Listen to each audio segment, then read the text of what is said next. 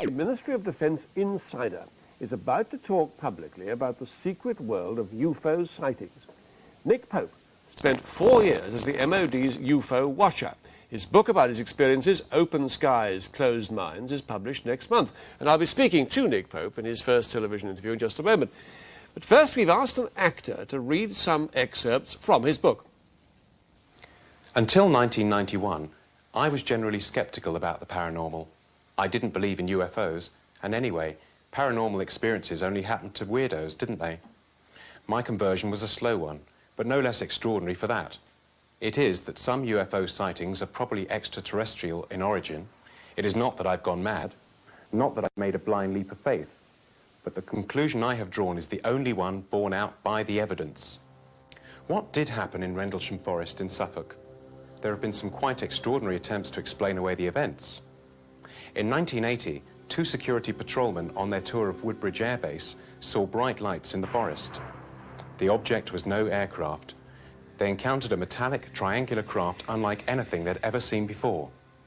I believe the Ministry of Defence squandered a major opportunity by not investigating the incident in detail at the time. The trail has now gone cold. UFOcal is the name given to a place where more UFO events than chance should allow seem to occur. Bonnybridge in Scotland has a good claim to this title. Some 8,000 reports were made by local inhabitants. It is a classic example of the way the reporting system fails, that only 2 or 3 of these ever reached my desk. My husband and I were going to bed one Saturday evening, and we happened to look out the window, out our bedroom window, which is this one up here, and saw this really bright light in the sky. And I thought we decided to film it, so I picked up my cine camera and started filming. And what I filmed, it was really scary.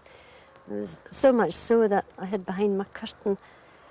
And I thought, well, if I can see them up there, they can see me.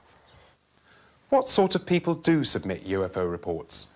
Most of them, and this is what made their stories so convincing for me, came tentatively, embarrassed, and sorry for taking up my time.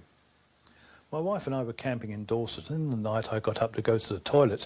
It was 5 to 3, and I went back to the tent. I noticed some lights in the sky. I called my wife out to have a look.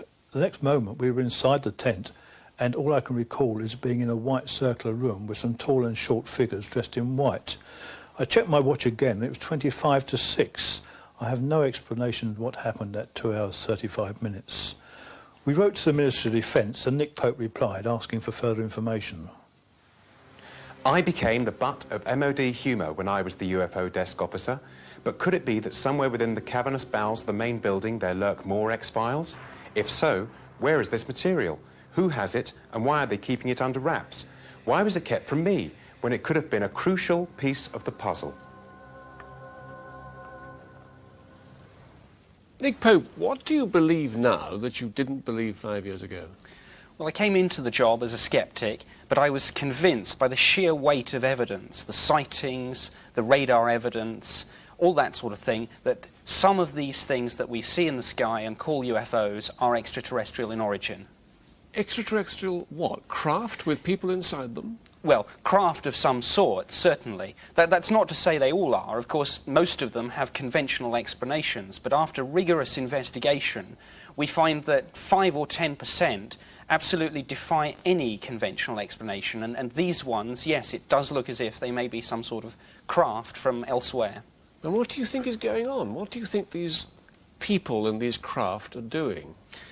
That's the difficult question. It's very difficult to say because although the evidence is convincing, it's often contradictory. Some people say that it bears the hallmarks of some sort of reconnaissance exercise. Certainly these sightings have been going on for many, many years.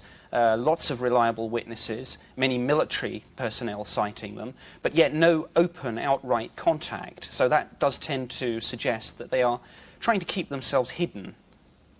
What was it about your own role in the Ministry of Defence that made you more certain that this was going on? Was there anything there that that you found out that gave rise to your conviction that these craft and these extraterrestrial people existed? Well, yes, of course. Working in the Ministry of Defence, I had access to all sorts of inside data, and when I was conducting my investigations, I would liaise with Royal Air Force officers, I could impound radar tapes, I could go and speak to witnesses, I could speak to the Royal Observatory at Greenwich, I could make all sorts of checks to try and get to the bottom of these sightings, checks which really civilian UFO researchers were not able to make. But if you believed this, of these reports that were coming out from the people you talked to, why did nobody else come out and say the same thing? Why are you the only defence official who's come out saying this? Well, I think it's all to do with people's personal prejudices. You've only got to mention the phrase UFO, and a lot of people just switch off. They think this is not an issue that they wish to be associated with. But certainly over the years, the evidence is undeniable. I suspect there are more people... Well, is it, you see, Mr. Pope? Because, I mean, the Ministry of Defence gave us a statement tonight saying, as far as we know, no one has ever established any defence significance in any UFO sighting, which, of course, is a particular point the Ministry of Defence would make. But nor has anyone, they say, provided evidence to make us believe that any alien craft has ever penetrated British airspace.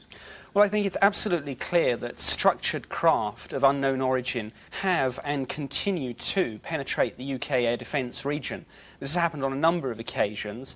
We've had radar evidence. On some occasions, we've had aircraft scrambled. And it seems to me that although we can't absolutely say what these things are, but given that they are penetrating our air defences, we have to say there's a potential threat until we can say that there is no threat. The trouble is nobody else believes this inside the ministry except you, according to the ministry.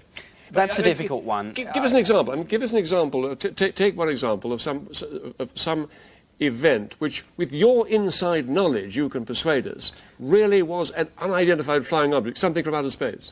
In March of 1993, we had a case where numerous RAF personnel and police officers reported a craft over Britain. It was seen by the Guard Patrol at RAF RAF Cosford.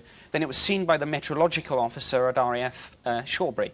It was firing a beam of light down at the countryside. It was emitting a low hum. This was not some aircraft light seen from an unusual angle. This was a craft. It had got through our air defences, and that must be a matter of defence significance. Why don't you go much further in your book, of course, than saying that you believe that these craft exist? You see, I believe there's a war going on, a one-sided war so secret we aren't even aware it's happening. If any of these incidents can be attributed to an alien presence, then that presence is carrying out crimes against humanity. What do you mean by that? Well, certainly over the years there have been a number of cases of pilots who have been called upon to intercept UFOs. One of those was killed. That was in America in the late 40s. There was a pilot who disappeared after an encounter with a UFO that was recorded on air traffic control tapes. He closed on the craft. He said, this craft is right on top of me and it's not an aircraft. Then the plane crashed.